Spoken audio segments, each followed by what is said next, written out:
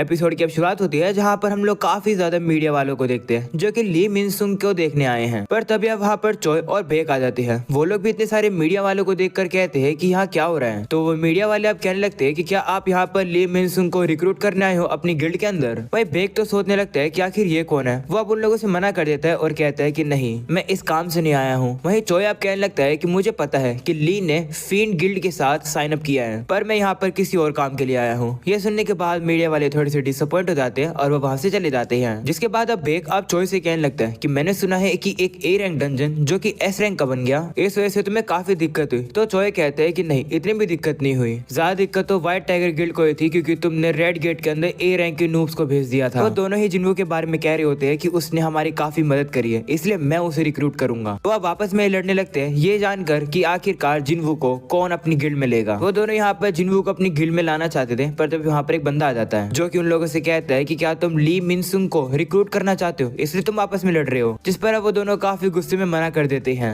दूसरी तरफ हम लोग अब देखते हैं कि जिन्वू भी अब यहाँ पर आ चुका है अपनी रैंक को वापस से रीचेक करवाने के लिए। पर अब वो इतनी ज्यादा भीड़ को देखकर कहते हैं कि यहाँ इतनी भीड़ क्यों है। अगले सीन में हम लोग को जिन्हों के क्लासमेट्स को दिखाया जाता है जो कि ली के प्रेस कॉन्फ्रेंस को देख रहे होते हैं। इसके बाद हमें ली को भी दिखाया जाता है। सभी रिपोर्टर्स अब उसका इंटरव्यू ले रहे होते हैं। ली भी अब अपनी स्क्रिप्ट पढ़ रहा होता है। वो कहता है कि मेरा नाम ली मिन सुंग है। आप लोग को पता ही होगा कि मैं एक हंटर के तौर पर अवेकन हुआ हूँ। मैं जब अंदर जाऊंगा तब मैं अपनी रैंक को चेक करवाऊंगा। जब से मैं अवेकन हुआ हूँ तब से मैं काफी चिंता कर रहा हूँ, पर मैंने डिसाइड कर लिया है कि जो मिशन मुझे दिया गया है मैं उसे पूरा करूंगा। मैं फिन गिल्ड के मास्टर लिम के अंडर काम करूंगा। हम अब देखते हैं कि इसी बंदे का नाम होता है लिम। ये सब सुनने के बाद अब रिपोर्टर्स अब ली से कहते हैं कि क्या इसका मतलब है कि तुम एंटरटेनमेंट इंडस्ट्री को छोड़ रहे हो, क्या तुम पूरी तरह से एक हंटर बनने वाले हो। ये सुनकर ली अब अपने मन में कहता है बिल्कुल भी नहीं, मुझे काफी समय पहले पता चल गया है कि मेरी ए रैंक है। गिल्ड के साथ मेरा कॉन्ट्रैक्ट 2 साल का है। इस टाइम में मैं हंटर बनूंगा और तब एंटरटेनमेंट इंडस्ट्री में वापिस आऊंगा 2 साल बाद। तब तक मेरे पास काफी अचीवमेंट्स भी होंगे। वह सभी लोगों से कहता है कि मैं अपनी लाइफ को जोखिम में डालकर लड़ाई करूंगा। वो अपनी स्पीच दे रहा होता है तभी जिन्वू वहाँ पर आता है। वह गेट पर ही उसे रोक लिया जाता है ये कहकर कि ली का कॉन्फ्रेंस चल रहा है, इसलिए रुको, तुम अंदर नहीं जा सकते हो। ये देखकर चेयरमैन गो वहाँ पर आ जाते हैं। वह उस बंदे से कहते हैं कि ये मेरा गेस्ट है, इसे अंदर आने दो। जिसके बाद गो भी अब ली से कहता है कि मैंने तुम्हें रिक्वेस्ट करी थी ना कि प्रेस कॉन्फ्रेंस इस समय मत करना। ऐसा बोलने के बाद वो जिन्वू को अपने साथ ले जाता है। वहीं पर ली को अब गुस्सा आ जाता है। वो जिन्वू के बारे में कहने लगता है कि जिन्वू ने तो मेरा इवेंट खराब कर दिया। वो सभी लोगों से कहता है कि माफ करना, पर अब मैं अंदर जा रहा हूँ अपनी रैंक को चेक कराने के लिए। वह बंदा जा ही रहा होता है तभी जिन चुल्लू से रोक लेता है और कहता है कि अंदर ऑलरेडी एक रीचेकिंग चल रही है हंटर की, तो बाद में ही एंटर करना। ये सुनकर लिया उससे कहता है कि तुम्हें पता है ना कि मैं कौन हूँ, मुझे अंदर जाने दो, नहीं तो तुम अपनी जॉब से हाथ खो बैठोगे। जिस पर अब जिन चुल कहता है कि मुझे नहीं पता कि तुम कौन हो, पर अगर तुम यहाँ पर मुसीबत खड़ी करने आए हो तो ये तुम्हारे लिए काफी बुरा डिसीजन होगा। ये सुनकर ली की बोलती बंद हो जाती है। इसके बाद अब जिन जब अंदर जा रहा होता है तब वो वहाँ पर बेक और चोय को देखता है। जिसके बाद गो अब जिन्वू को बताता है कि ये लोग आज के रिजल्ट का वेट कर रहे हैं। 2 साल बाद एक नया एस रैंक का हंटर आया है, इसलिए वो तुम्हारी ताकत जानना चाहते हैं। इसके बाद अब वो लोग जिन्वू को एक रूम में ले आते हैं और कहते हैं कि तुम्हारी रैंक को वापस से चेक करने से पहले हम लोग तुम्हारी हंटर एबिलिटी सिस्टम देखना चाहते हैं। आखिर तुम कौन सी एबिलिटी यूज कर सकते हो। तो जिन्वू अब उन्हें एक सोल्जर समन करके दिखाता है, जो देखकर वो बंदा कहता है कि क्या तुम सिर्फ समनिंग मैजिक कर सकते हो। तो जिन्वू कहते हैं हाँ, पर और भी कुछ कर सकता हूँ। तभी गो अब जिन्वू से कहने लगता है कि जिनचुल ने मुझे तुम्हारे बारे में रिपोर्ट दी है, तुम इससे भी ज्यादा कर सकते हो ना, इसलिए करके दिखाओ। तो जिन्वू के पास भी अब और कोई चॉइस नहीं होती है। वह वहाँ पर पूरी आर्मी को ही खड़ा कर देता है, जो देखकर सभी लोग काफी हैरान हो जाते हैं। वहीं चोय कहते हैं कि ये तो काफी खतरनाक मैजिकल पावर है। दूसरी तरफ बेग भी कहने लगता है कि जिन्वू तो मुझसे भी ज्यादा ताकतवर है, तो ये है इसकी पावर। अगले सीन में हम लोग अब देखते हैं कि जिन्वू की अब रैंक वापस से चेक हो जाती है और अब उसे एक एस रैंक का नया हंटर लाइसेंस मिल जाता है। ये देखकर जिन्वू खुश होता है और कहता है कि अब मैं स्पीयर ऑफ एवरेस्ट को बेच पाऊंगा। मुझे इक्विपमेंट्स की जरूरत है जिससे कि मैं जाकर डीमन कैसल को कॉन्कर कर सकूं। इसके बाद अब गो जिन्वू से कहने लगते हैं कि अब तुम एक असली एस रैंक के हंटर बन गए हो। आगे बढ़कर मैं तुम्हारी अचीवमेंट्स को देखना चाहूंगा। अलेसी में जिन्वू अब वहाँ से जा रहा होता है, पर तभी वहाँ पर चोय और बेक उसका इंतजार कर रहे होते हैं और उससे कांग्रेचुलेशन करते हैं एस रैंक का हंटर बनने के लिए। वो लोग अब जिन्वू को अपने गिल्ड में लाने के लिए उससे रोककर बात करने वाले होते हैं, पर तभी जिन्वू उन्हें इग्नोर कर देता है और कहता है कि मुझे और कोई काम है। ऐसा बोलकर जिन्वू अब वहाँ से बाहर निकल जाता है, पर जैसे वो बाहर निकलता है उसके ऊपर मीडिया वाले टपक पड़ते हैं। दूसरी तरफ हम लोग अब देखते हैं है कि न्यूज को सॉन्ग भी देख रही थी और अब वो जिन्वो को देखकर काफी हैरान हो जाती है। वो अब जिना को भी बताती है कि तुम्हारा भाई टीवी पर आ गया है। तो वो लोग भी अब जैसी न्यूज देखते हैं उन्हें पता चलता है कि जिन्वो तो अब एक 10th एस रैंक हंटर बन चुका है। ये देखकर जिना काफी हैरान हो जाती है और कहती है कि आखिर ये कैसे हो गया। दूसरी तरफ हम लोग माइनिंग टीम को भी देखते हैं। उन लोग को भी अब न्यूज में पता चलता है जिन्वो के बारे में और वो ये देखकर काफी शौक हो जाती है। वह इस न्यूज को तो जूही भी टीवी पर देखती है और अब वो ये जानकर काफी ज्यादा खुश हो जाती है कि जिन्वो एक एस रैंक का हंटर बन गया। वह इस न्यूज को चाहिन भी देख रही थी। दूसरी तरफ अब वापस से जिन्वो को दिखाया जाता है जो कि काफी ज्यादा शौक हो जाता है इतनी ज्यादा मीडिया को देखने के बाद। वहीं पर मीडिया वालों का ध्यान जिन्वो पर होता है। वो सभी लोग तो अब ली को अकेला ही छोड़ जाती है। दूसरे सीन में हम लोग को जिन्वो को दिखाया जाता है जो कि अपने फादर से कहता है कि मैं जिन्वो का माइंड चेंज नहीं कर पाया। वो अब याद करते हैं कि जब वो जिन्वो से बात करने गया था तो जिन्वो ने उससे कहा था कि माफ करना पर मुझे कुछ और अकेले कंप्लीट करना है। इसके लिए मुझे लड़ते रहना होगा और ताकतवर बनते रहना होगा। फिलहाल के लिए किसी भी ऑर्गेनाइजेशन को ज्वाइन करना मेरी प्रोग्रेस बिगाड़ देगा। मैं चाहता हूँ कि तुम मुझे फॉलो करो। इस बारे में अब जिन्हो अपने फादर को बताता है कि जिन्हो ने ये बात कही थी। ये सुनकर उसके फादर कहते हैं कि ये काफी सेल्फिश डिसीजन है। मैं तो इस प्रोजेक्ट पर तुम्हारे भाई पर विश्वास करा था पर तुम आए और अपनी स्पीच दे के गए पर तुम कुछ भी नहीं कर पाए। अब तुम सारी चीजों का अबैंडन कर रहे हो और छोड़ रहे हो। तुम्हें लगता है कि ऐसे करना सही होगा। जिस पर जिन्हो कहता है कि लेकिन माफ करना फादर, मैं फिर भी जिन्हो को ही फॉलो करूंगा। ये सुनकर उसके फादर कहते हैं कि ठीक है तो फिर तुम्हें एक डिसीजन लेना होगा। दूसरी तरफ हम लोग अब देखते हैं कि मीडिया वाले इतने ज्यादा हो जाते हैं कि वहाँ पर बेक और चोय आ जाती है। वो अब जिन्हो से कहते हैं कि हमारे साथ आओ, हम तुम्हें सेफली घर पहुंचा देंगे। जिस पर जिन्हो कहते हैं कि नहीं, इसकी कोई जरूरत नहीं है। ऐसा बोलने के बाद वो वहाँ से काफी तेजी से गायब होकर साइड में आ जाता है और अपने मुंह को ढककर वहाँ से चला जाता है। ये देखकर चोय भी काफी हैरान हो जाता है। वहीं पर बेक के तो होश ही उड़ जाती है। वो कहती है कि मेरी आंखें तक जिन्हो को नहीं देख पाई। ये तो बहुत तेज है। ये तो पिछली बार से भी ज्यादा ताकतवर हो गया है। पर कैसे? अगले सीन में जिन्हो अब अपने इक्विपमेंट्स को खरीदने के लिए हंटर ऑक्शन में आ जाता है। जिन्हो वहाँ पर एक ऐसे आर्टिफैक्ट को खरीदने के लिए आया है जो कि फायर बेस्ड अटैक के खिलाफ डिफेंड कर सके। उसे एक ऐसे इक्विपमेंट चाहिए जो कि डंजन की हीट को रेजिस्ट कर सके। तो बंदा अब जिन्हो को एक चौका दिखाता है और एक रिंग भी। इसके बाद वो जिन्हो को इसका प्राइस दिखाता है। इतने ज्यादा प्राइस को देखकर जिन्हो हैरान होता है और कहता है कि क्या तुम प्राइस थोड़ा कम कर सकते हो। जिस पर वो बंदा कहता है नहीं, प्राइस तो फिक्स है पर लेकिन अगर तुम यहाँ के ग्लास को तोड़ दोगे तो हम तुम्हें कोई भी प्रोडक्ट फ्री में दे देंगे। हमारी दुकान का जो ग्लास है उसके ऊपर मैजिक लगा हुआ है। एक ए रैंक का हंटर तक इसे कुछ नहीं कर सकता है। ये सुनकर जिन्हो अब उस कांच को तोड़ने के लिए तैयार हो जाता है। वो अपनी पावर को यूज करके ग्लास को तोड़ने वाला होता है पर तभी वो बंदा उसे रोक लेता है और कहता है कि मैं तो बस मजाक कर रहा था। तो अब जिन्हो भी रुक जाता है और कहता है कि ठीक है तो फिर मुझे कुछ और दिखाओ। तो दूसरा बंदा अब जिन्हो से कहता है कि चलो फिर मैं तुम्हारी मदद करता हूँ क्योंकि मैं वेपन्स का इंचार्ज हूँ। तो अब जिन्हो भी उसके साथ चला जाता है। वहीं पर अब वही वाला बंदा अब देखता है कि जिन्हो ने तो ग्लास को टच तक नहीं करा है फिर भी वो कांच टूट चुका है। इसके बाद जिन्हो अब एक डैगर को देखता है जिसका प्राइस कुछ ज्यादा ही होता है। तो अब वो दुकानदार को अपने वाला ही डैगर दिखाता है और कहता है कि इसका कितना प्राइस होगा। जिस पर वो बंदा कहता है कि कम से कम 100 मिलियन तो होगा ही। ये सुनकर जिन्हो शॉक हो जाता है क्योंकि उसने इस डैगर को 2.8 मिलियन गोल्ड कॉइन में खरीदा है। जिन्हो कहता है कि इसका मतलब शॉप पे से जो मैं सामान खरीदता हूँ उनकी वैल्यू ज्यादा होती है। इसका मतलब तो मुझे स्पीयर ऑफ एवराइज को बेचने की जरूरत ही नहीं पड़ेगी। जिन्हो वहाँ पर कहता है कि क्या मैं वॉशरूम जा सकता हूँ। तो बंदा कहता है ठीक है। अगले सीन में वापस से बेक को दिखाया जाता है जो कि जिन्हो के बारे में सोच रहा होता है कि मुझे पता है कि वो ताकतवर है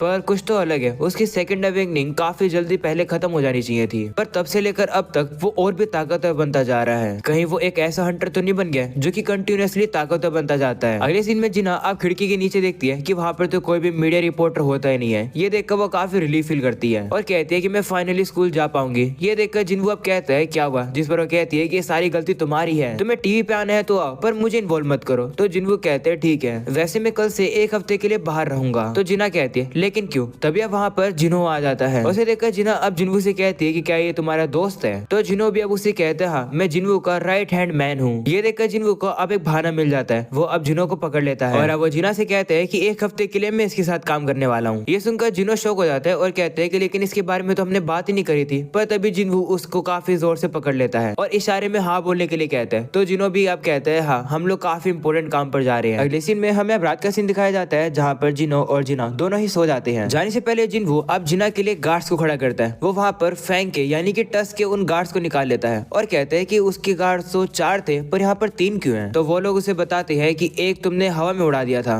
जिस पर जिन्हो कहते हैं कोई बात नहीं, तुम तीनों ऑलरेडी काफी ताकतवर हो, तुम लोग ये संभाल लोगे। वो वहाँ पर एक सोल्जर को कह देता है कि मेरी बहन को प्रोटेक्ट करना। तो वो सोल्जर भी अब वहाँ पर रुक जाता है। जिसके बाद अब जिन्हो अब छत पर आ जाता है और अब वो वहाँ पर अपनी पूरी आर्मी को निकाल देता है और कहता है कि पेट्रोलिंग करना शुरू करो। तो वो लोग भी अब शुरू हो जाती है। ये देखकर जिन्हो अब सोचने लगता है कि क्या इसका मतलब मैं सोसाइटी की मदद करने लगा हूँ। अगले सीन में हमें अब एक एंट मोस्टो को दिखाया जाता है जो कि अब उड़कर इसी शहर में आ रहा है। अगले सीन में अब जिन्हो और जिनवो एक साथ जा रहे होते हैं। वहीं जिनवो अब उसे कहता है कि तुम्हें इस तरीके से घर से नहीं भागना चाहिए था। तो जिनवो कहता है कि चिंता मत करो, इन चीजों को मैंने ही चूज करा है। वैसे तुम दाइंगसुंग टावर में क्या करने वाले हो? आपने कहा था कि आप एक हफ्ते के लिए जाओगे। तो जिनवो कहता है हाँ, ट्रेनिंग करने के लिए जा रहा हूँ। ये सुनकर जिनो हैरान होता है और कहते हैं कि क्या आप और भी ताकतवर बनना चाहते हो? आप ऑलरेडी एस रैंक के हो ना? तो जिनवो कहते हैं हाँ, मुझे और ट्रेनिंग करनी है। जो सुनकर जिनो अब उसे वहाँ पर छोड़ देता है जिनवो की लोकेशन पर। अगले सीन में जिनवो अब अपनी वाटर बेस्ड रिंग को पहन लेता है और उस रोप को पहन लेता है विंड वाले को। जिनवो अब पूरा तैयार हो जाता है और कहता है कि अब मैं डीमन कैसल को कॉन्कर करना शुरू कर सकता हूँ। तभी उसे क्वेस्ट की इन्फो मिलती है जहाँ पर जिनवो को डीमन सोल्स 2 को कलेक्ट करना है। जिनवो को डीमन मोनार्क बैरन की सोल को कलेक्ट करना है। रिवॉर्ड में उसे शैडो एक्सचेंज रूइन स्टोन मिलेगा। ये सुनकर जिनवो खुश हो जाता है और कहता है कि इसका मतलब यहाँ तो अच्छा रिवॉर्ड मिलेगा। इसके बाद जिनवो टेलीपोर्ट करके 76 फ्लोर पर आ जाता है जहाँ पर वो पिछली बार था। अगले सीन में हमें जिनो की मदर को दिखाया जाता है जो कि जिनो के फादर से कहती है कि मुझे नहीं लगा था कि जिनो घर छोड़ देगा। क्या आप अब अकेला फील कर रहे हो? जिस पर वो कहते हैं नहीं, बस हमारा वो बच्चा था जिसे हमने पाला था और अब वो घर छोड़ गया, वो बस बड़ा हो गया। वो अब कुछ कहने वाले होते हैं पर तभी अचानक से उनकी आंख बंद हो जाती है और वो बेहोश होकर नीचे गिर जाते हैं। ये देखकर जिनो की मदर काफी शॉक हो जाती है। अगले सीन में वापिस से अब उसी कैसल का सीन दिखाया जाता है जहाँ पर अब एक काफी पावरफुल डीमन सामने आ रहा होता है। तभी जिनवो अब वहाँ पर उसी स्पेयर को तैयार कर देता है और वो फैंग यानी कि टस को बाहर निकाल देता है और उसे वो स्पेयर पकड़ा देता है, जिससे कि अब फैंग के जो मैजिकल पावर है वो और भी ज्यादा बूस्ट हो जाती है और अब वो उस डीमन के ऊपर फायर का हमला कर देता है। जिनवो अब ये देखकर काफी ज्यादा शौक हो जाता है कि एक ही हमले में वो सामने वाला डीमन राख बन चुका है। जिनवो अब काफी शौक होता है, कहते हैं कि अभी के लिए मैं फैंग को ही दे दूंगा ये स्पीयर। अगले सीन में जिनो की मदर को दिखाया जाता है जो कि जिनो के फादर से कहती है कि जिनो आपसे मिलने के लिए आया था पर मैंने उसे कह दिया कि आप बस ज्यादा काम करने की वजह से बेहोश हो गए। इसके बाद जिनो के फादर अब याद करते हैं कि डॉक्टर ने उनसे कहा था कि उन्हें एटर्नल स्लंबर हुई है, इससे वो हमेशा के लिए सोते रहेंगे। ये सुनकर वो पूछते हैं कि आखिर मुझे बीमारी हुई कैसे? तो डॉक्टर कहते हैं कि कहा जाता है कि ऐसे लोग जिनके पास लो मैजिक पावर का रेजिस्टेंस होता है, अगर वो पर्सन मैजिक पावर के कांटेक्ट में ज्यादा देर तक रहते हैं तो उन्हें ये बीमारी हो जाती है। क्या आपके रिलेटिव में या फिर फ्रेंड में कोई हंटर है? जिस पर कहते हैं कि हाँ, मेरा बेटा एक हंटर है। तो डॉक्टर कहते हैं कि अभी तक हम कंफर्म नहीं कर पाए हैं कि यही कारण है। ये सब कुछ अब याद करने के बाद जिनो के फादर कहते हैं कि एक ऐसी दुनिया जहाँ पे मैजिकल पावर है, मेरे पास बिल्कुल ही मैजिक पावर का रेजिस्टेंस ही नहीं है। क्या इसका मतलब है कि मैं इस दुनिया से एलिमिनेट हो गया हूँ? अगले सीन में हम लोग अब कुछ हंटर्स को देखते हैं जो कि पेट्रोलिंग कर रहे होते हैं पर तभी अचानक से उन लोग के सामने अब वही एंट मोस्टर आ जाता है और अब वो डीमन उन्हें ही दिख रहा होता है। अगले सीन में हम लोग अब देखते हैं कि जिन्हों ने काफी डीमंस को हरा दिया और अब उसका लेवल अप हो जाता है। ये देखकर जिनको कहता है कि मैंने काफी अच्छा किया, मैंने अपने सोल्जर्स को 6 टीमों में बांट दिया और अलग अलग काम पर लगा दिया। वो बताता है कि जब मैंने उन्हें भेजा तब मेरे सोल्जर्स को 2 ऑर्डर दिए। पहला ये है कि हर टीम सेपरेटली एक्ट करेगी और सारे विजिबल एनिमीज को मारेगी, और दूसरा ये है कि जब एंट्री परमिट मिल जाए तो मुझे नोटिफाई कर देना। जिनको कहते हैं कि मैं बाकी के आइटम्स को ऑब्टेन नहीं कर पाऊंगा, बस परमिट को ऑब्टेन कर पाऊंगा, पर एडवांस करने की मेरी पेस काफी ज्यादा बढ़ चुकी है। मुझे ऐसे करना चाहिए था क्योंकि 80 फ्लोर पर पहुंचे मुझे 2 दिन हो चुके हैं, प्रोग्रेस काफी स्लो हो चुकी है, लगता है कोई दिक्कत है। तभी अचानक से जिनको देखता है कि उसका एमपी काफी तेजी से गिरने लगा है, यानी कि उसके सोल्जर्स को कोई कंटिन्यूअसली हरा रहा है। जिनको को पता चलता है कि ये तो उसकी हाई ऑक टीम ए है। जिनको कहता है कि मुझे लगा था कि वहाँ पर हाई लेवल्स की डीमन होंगे जो कि हाई ऑक्स को हरा देंगे। वो अब कहते हैं ठीक है, मैं टीम ए को वापस बुला लूंगा और इन्वेस्टिगेट करूंगा। ऐसा बोलकर जिनको अब वहाँ पर पहुंच जाता है और अब उसे पता चलता है कि टीम ए के ऊपर हमला होने के बाद टीम बी के ऊपर भी हमला हो गया। जिनको कहते हैं कि जो भी दुश्मन है वो ताकतवर है, पर कुछ ना कुछ तो अजीब है। फैंग टीम को तो टीम ए के पास होना चाहिए था, तो टीम बी के ऊपर हमला क्यों, जबकि वो तो काफी दूर थे। क्या इसका मतलब है कि वो फैंग की जितना ताकतवर नहीं है? इसका मतलब है कि वो एक ऐसे अपोनेंट को टारगेट कर रहा है जिसे वो हरा सकता है। अगर वो ऐसा कर पा रहा है तो इसका मतलब उसके पास इंटेलिजेंस है, इसका मतलब उसका अगला टारगेट वो होने वाले हैं। जिन डीमंस की बात कर रहा होता है, हम लोग को अब उन्हीं डीमंस को दिखाया जाता है जो कि अब उन भालुओं वाली टीम के पास आ जाती है और अब वो उनके ऊपर हमला करके उन्हें काफी इजीली से मार रहे होते हैं। वहीं पर जिन वो स्टील स्किल का यूज करके पीछे छुपा हुआ था और वो ये सब देख रहा था। उन डीमंस को देखकर जिनको भी कहते हैं कि हाँ, ये तो ताकतवर है।